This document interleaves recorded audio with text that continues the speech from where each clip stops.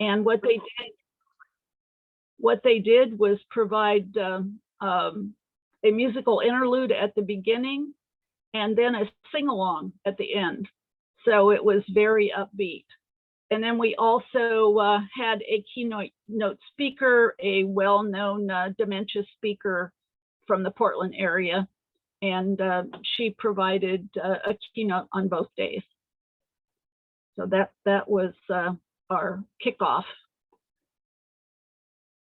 And then just wanted to talk a little bit about the fact that we provide dementia education for caregivers. We've been doing this in Vancouver for some time. And of course, when COVID came along, we had to switch to virtual, and that's what we've been doing. And just to let you know what the topics are, navigating Medicaid when your loved one has dementia, the power of music over dementia, anticipatory grieving when your loved one has dementia.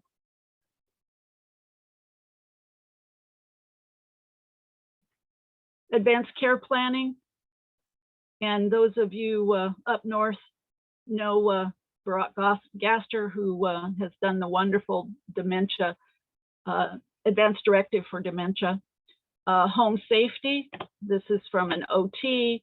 And then in our community, we have all sorts of community partners who are helpful for folks with dementia, and they are willing to sit on a panel and talk to people about what the resources are.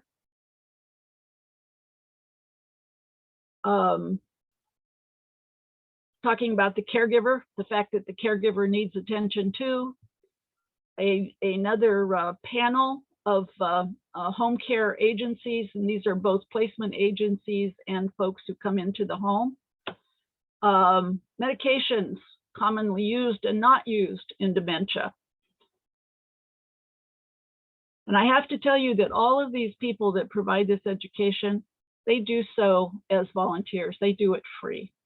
And we feel like we're incredibly lucky to have them. Brain disease, is it Alzheimer's? I have to brag about this one a little bit because Dr. Wolcher is a neuropathologist at OHSU, and he's done well in excess of 1,000 brain biopsies or brain autopsies, and has been instrumental in helping with a lot of research. And then hospice and palliative care when your loved one has dementia. So that's the education that is provided here in Vancouver. It is also posted on a YouTube channel, so people can go and look at it whenever they want. We have this coming up next week, so we have to talk about it. This is a holiday celebration, also virtual. It's called Jingling for Hope. And basically what it, what it is it's specifically for the individual who has dementia and their care partner. And these folks are active in the community with music and as a music therapist. They tell us that they have some surprise guests that we don't know anything about. So people are encouraged to bring their music. CDM has an activity calendar. CDM is an adult daycare here in Vancouver. Because of COVID, of course, they're closed, but they have established a way of allowing people to still have activities virtually. And this is very small, so it's hard to see, but I'll send it to you. They have all sorts of activities. They have bingo, they have music, they have exercise, all sorts of things. And it is provided for anybody in the community, whether they have any affiliation with CDM or not. Oh, that slide got in a very strange place. I thought it was missing. That's, never mind. We'll just pass that one up. And that basically is what I have for you. Thank you so much, Lynn. I'm so impressed with how much you've been able to accomplish. And as you said, starting Dementia Friends up just this year, already reaching 300 people with that information, and having a virtual dementia friendly communities kickoff, which I know a lot of people have said, oh, you know, what can we even do during the pandemic? But no, you went for it. You did your kickoff. Things are happening. We have an amazing community that really is interested in providing support. So. Yeah, you can feel that. You can feel that. And I appreciate the way you modeled reaching out in the beginning with partnerships and creating that action team of, it's not just Hope Dementia Support, but you have other organizations and community members working with you. And as you know, one of the reasons I asked you to talk was because I knew your work with these proclamations, which I have no idea how I would ever, like the first step of how would I ever get a Seattle City Council member or mayor, for that matter, to proclaim everybody in Seattle should be a dementia friend. So incredible, incredible work. I love thinking about all that you've done and the creative ways of engaging your community, providing that awareness, which really is like the groundwork for developing a dementia-friendly program within a community or getting the word out to reach more folks. So thank you. So just advice related to proclamations. How do you do it? You ask, and you'd be amazed. All right. Most of these people either had someone in their family or someone they knew personally had dementia, and they were more than ready to do this. That's great. So I don't have to be intimidated. Just ask. Nope. Just ask and believe they'll support. That's wonderful. Okay, well, again, we'll have time for questions after our last person shares, but next up, we have Mark Haberman. And Mark is the Planning and Resource Director for Aging and Long-Term Care of Eastern Washington, which is responsible for Spokane County and a variety of other counties in the region. And they have been spearheading a dementia-friendly communities effort there for now multiple years, maybe 3 years or so. Anyways, we'll hear more from Mark about their efforts with outreach and getting the word out there. So welcome, Mark. Thank you for being here. Thank you. Happy to be here. And I want to acknowledge a couple of other members on our team and ask them to unmute and say hello. So if you are on speaker view, you will see and hear from them. In fact, they're more familiar to this environment than I. So Cindy Fine, our Dementia Friends Master Champion, who will be retiring. Cindy, say hello. Hello, and soon goodbye. We'll miss you. And Terry Koski, our recently appointed, hired Dementia Resource Catalyst. Say hi, Terry, please. Hi. Thank you. So our history goes back to 2014 to really a kind of a predecessor group that called the Spokane Dementia Action Team, and they pulled together primarily medical providers to try to figure out a way to reduce readmissions to hospitals. And they connected fairly early on to the good folks at the University of Washington Memory and Brain Wellness Center, several of whom are on the screen today, and moved into providing twice yearly provider education events in person prior to the pandemic, Zoom since then. About once a year, it's an exposure to Project Gecko.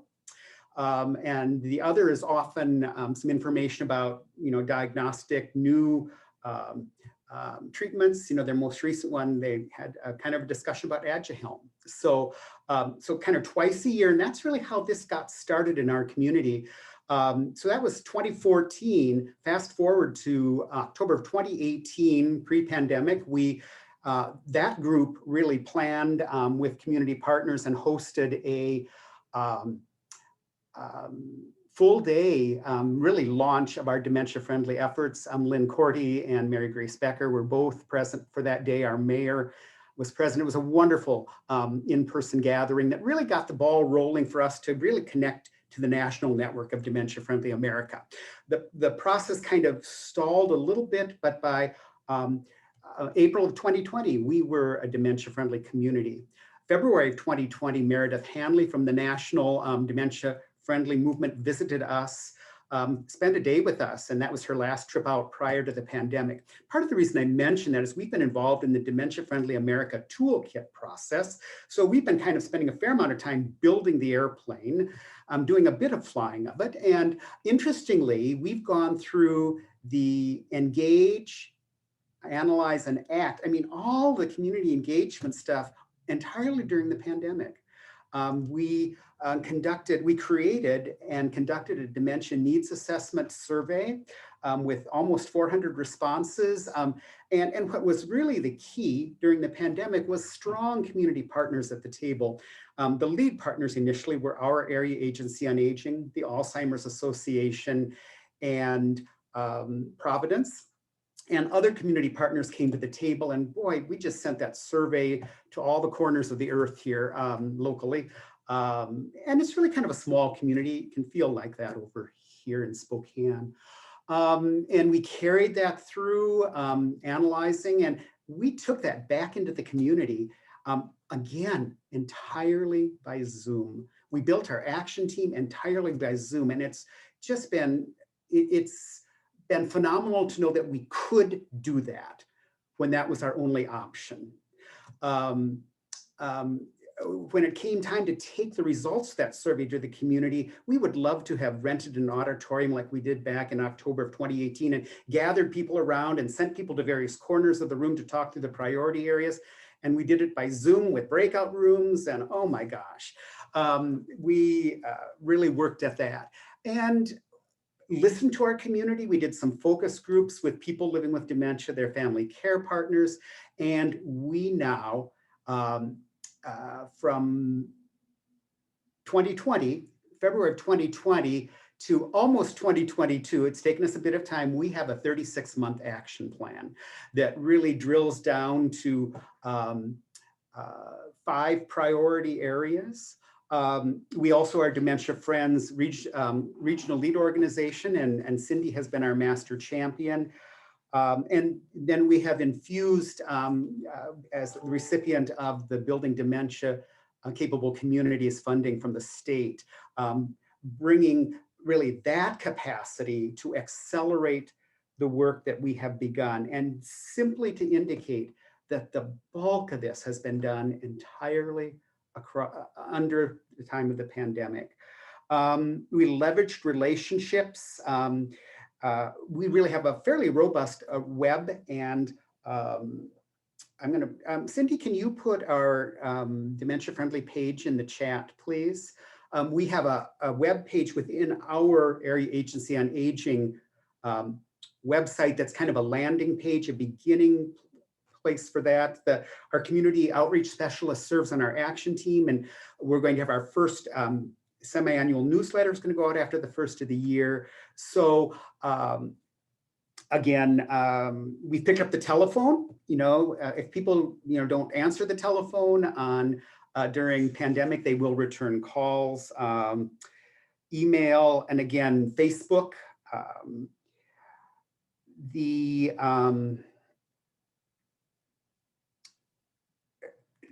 What challenges, of course, not being able to meet in person. Here in Eastern Washington, we didn't have to go out and clean off the snow off the car and drive to meetings, but to recognize that there are people that we have never met in person that are a part of this work.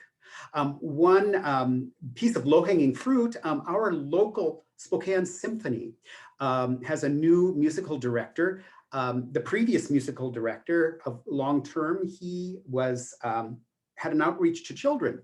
The current music director has an outreach in his mind. He's from Scotland, to people living with older adults living with dementia. And he's patterning some of this after something called Wigmore Hall. You can find it on the internet. And he has made available the live streamed or the Zoom recorded concerts of the Spokane Symphony at no charge to people living with dementia and their families. Normally that would be available only to season ticket holders or at $25 per concert. And we met with him, Cindy and I, and a retired gerontologist, we met face to face. He said, I think we can do that. And it was just marvelous. It was just marvelous. So small steps. We have some significant connections within our park and rec. So just again, building the plane, working to fly the plane. And we are so incredibly grateful for the infusion of the Building Dementia Capable Communities funding to help us, again, accelerate those outcomes. What have we learned? Challenges, just consistent follow-up. just so important, and just remembering the context. It's challenging to expect similar outcomes during a pandemic to what we might have expected during our in-person time, but just to kind of keep moving, keep moving, keep moving. You know, every time we read the fable of the hare and the tortoise always wins the race, not by going slowly, but by being steady. Thank you.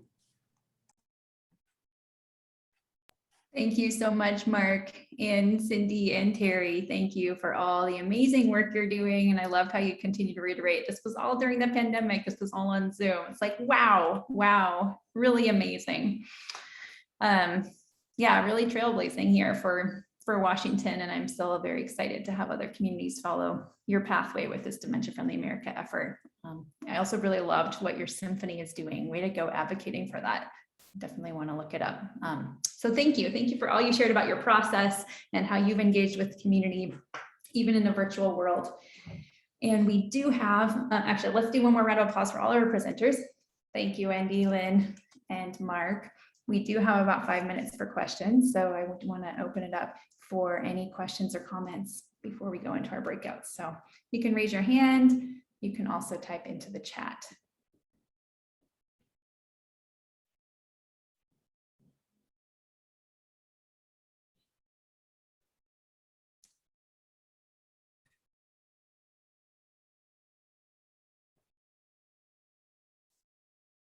Any questions?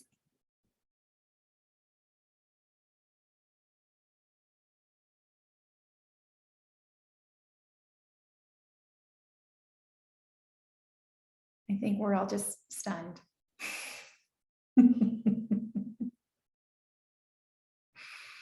Oh, sorry. Now I see. I'm going back and forth between looking at faces and looking at chat. For Lynn in Clark County, how many participants were you getting in the Zoom session? So maybe like those Zoom education or Zoom When they Dementia were Friends. when they were the pre-scheduled Zoom classes, you know, that, and we would post that they're coming out and please attend, you know, those kind of things. There were times when no one would show up. There were times when, with those particular classes, when we would have 5 or 6, that sort of thing. If we were doing them for an organization, we would have 20, 30, 40, you know, so it just works better to schedule specifically for an organization or a group or those kind of things. So, and better use of our time. So that's what we've determined we will be doing in the future. Yeah, great. Thank you. And Marty, I see your hand up. You want to unmute yourself? Okay, I'm sorry for this blinking. This happens every day at this time out in the boonies here, and I'm not dancing under a disco ball. My question is about the outreach, and I think it's been said, but you know, I had an interesting discussion with my pastor today. We had a pastor before, who some of you have met, who had parents with dementia, and he got it. Our new pastor is 43 years old, and he announced to me today that he would rather get emails or texts than any kind of call or outreach. And yet there are the older pastors, Wendy Morris, that we you know, can talk to. And I was thinking about Wendy Morris sort of answered my question about how to reach out. We have the Lutheran Community Services Network that is part of our Lutheran churches, but some pastors are more receptive than others, I think. And part of that is, again, what you mentioned, Lynn, about the people being receptive to the proclamation if somebody was in their family who had had dementia or struggled with it or knew somebody. And I'm trying to figure out how many different layers of communication, and Wendy, I'm mostly providing this, asking you, do we have to those circles and organizations and communities of faith we already have that are interested, but just don't connect with us? I mean, I've seen a real difference since our former pastor was there and getting the dementia word out, and the new pastor, who is well-meaning and very caring, but he told me I don't like to get a lot of phone calls. Mhm. Okay, I guess I just email you. So Marty, one of the things that I've done is to send out a letter with a flyer and just, this is who we are, this is what we provide, this is how we support your congregation. So it's not about us, it's about them and how we're there to help them as they support their congregation.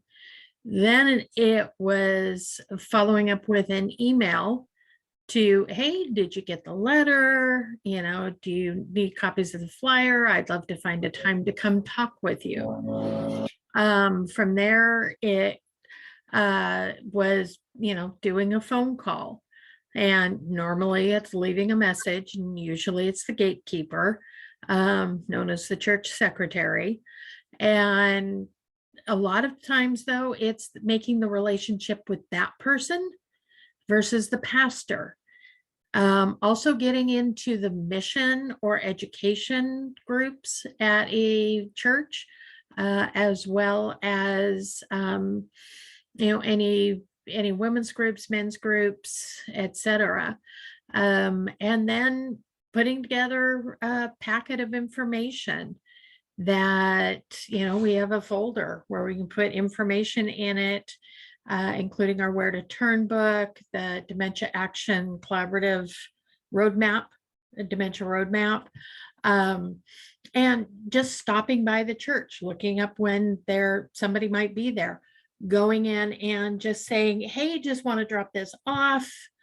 So it just depends too on how they want to be contacted. So if he's going, don't send me a phone call, send him an email. But that in person does make a big difference. I would not do it until after January 6th. Just because with Advent, you just, you just don't want to touch, especially a Lutheran church right now. Right. They're a little busy. Yeah, no, I agree. Thank you, Wendy. I just, I've always been, and I guess because I'm 76, I appreciate the phone call from you guys or anybody else about, can we make a connection? But I was just shocked to hear that today from him about what he answers and what he doesn't. And I thought, well, you're new and you're young, but I live in a whole different world mindset of communication. And I have to think about that. And he has to think about our congregation, which I'm a kind of a young person at 76. Yeah. Yeah. And so it's just working with him to get him to understand this is one way I communicate is through the phone, but, finding different touches to connect, and also finding others to connect to is really important, not just the pastor. Right. Thank you. Thank you. Thanks so much, Wendy. And thanks for that great question, Marty.